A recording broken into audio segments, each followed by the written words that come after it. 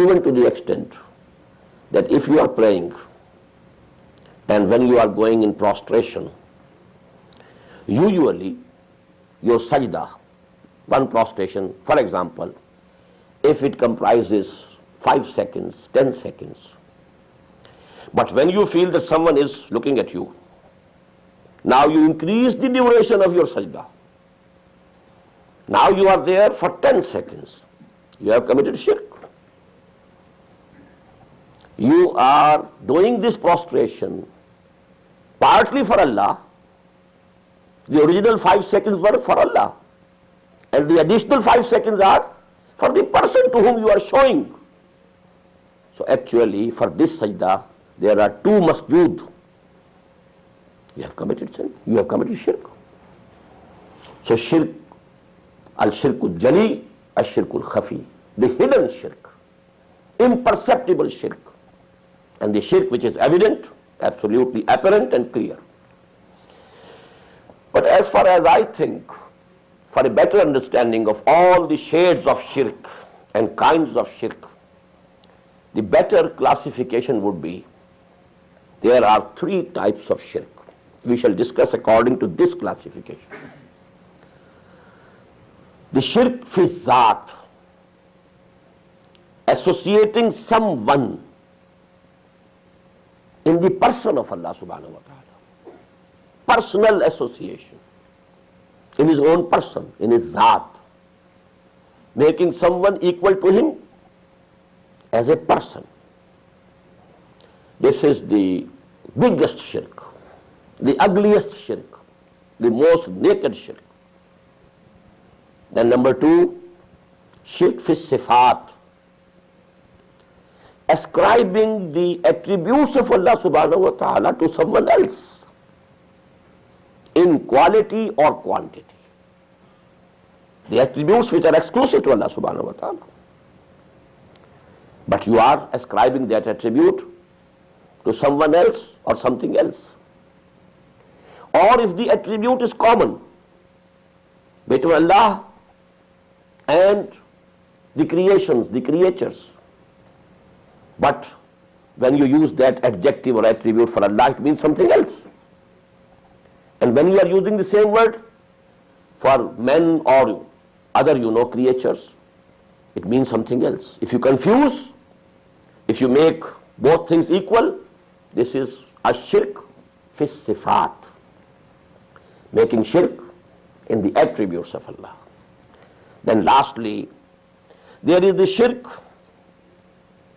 to associate someone in the status of Allah, in the authority of Allah, in the rights of Allah subhanahu wa ta'ala, in his position, to make somebody equal to him in rights, in authority. That is shirk fil huquq, the rights of Allah subhanahu wa ta'ala which are exclusive to him, and you have made someone partner unto him in those rights, in any one of those rights. It becomes shirk. So a shirk fi zat, associating someone in the person of Allah. Shirk fi sifat, ascribing the attributes of Allah to someone else or to something else, whether quantitatively or qualitatively. And the third, a shirk fil huquq, making partner of Allah in his authority, in his rights. Now, with these preliminary points, let us now come to the first, and that is a shirk fi zat. As I said, this is the most heinous, most naked, ugliest shirk. And that is why we find in the Quran the wrath of Allah subhanahu wa ta'ala, the ghadab of Allah subhanahu wa ta'ala appears in the most severe form regarding this shirk fi zat. Because if you make someone partner to Allah in his person, he becomes absolutely equal. Now, what are the 2 forms which this shirk fi zat has taken throughout history? There are two forms. One, and the more ugly and the more naked and the more heinous form of this shirk fi zat is the irony of fate that it appeared in the ummahs of the prophets and messengers of Allah subhanahu wa ta'ala. People who believed in the prophets, people to whom messengers of Allah came, who claim that we believe in these prophets and messengers of Allah subhanahu wa ta'ala. Those who should have been absolutely free from shirk. It's the irony of fate that the most heinous form of shirk was committed by them. What is that? To say Allah has adopted a son. There has been any son to Allah subhanahu wa ta'ala, or daughter of Allah subhanahu wa ta'ala. A son or a daughter of anybody, any person, is absolutely equal to him. The progeny of a horse is a horse. The progeny of man is a man. It becomes absolutely equal. It is kufr, absolutely equal. You know, the status is the same. This is the worst form of shirk. And you know, I need not tell you, you know, the worst form appeared in whom?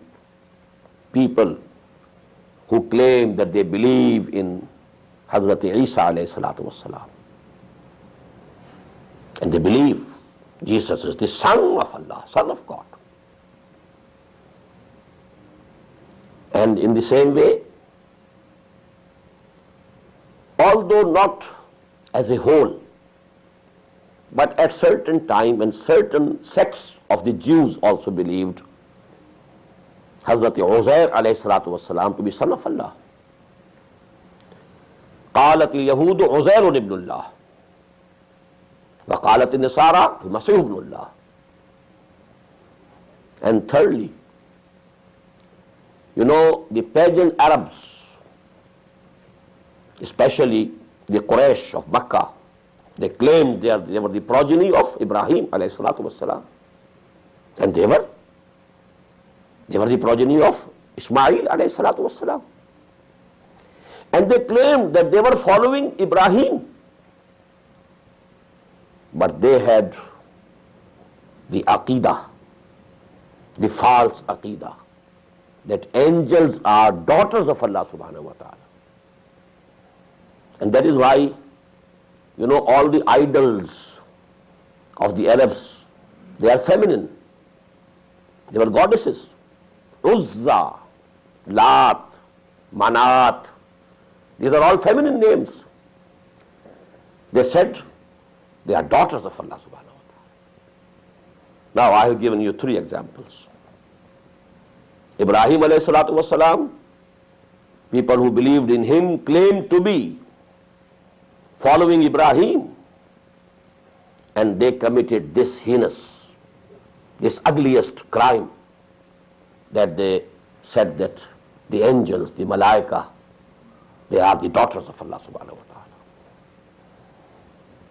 Then the Jews who claimed that they are Unitarians, they are the Muwahhideen.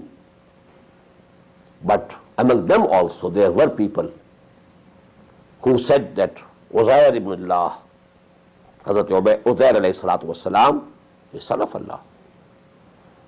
But you know, the most ugliest form, it appeared in the Christians. This became an integral part of their dogma. Jesus Christ is Son of God. This is the essential part, the very basis of their dogma. That is why I can't give you many examples, you know, because I know the time is very much limited. I have in Urdu 6 tapes on this subject of 1 hour each.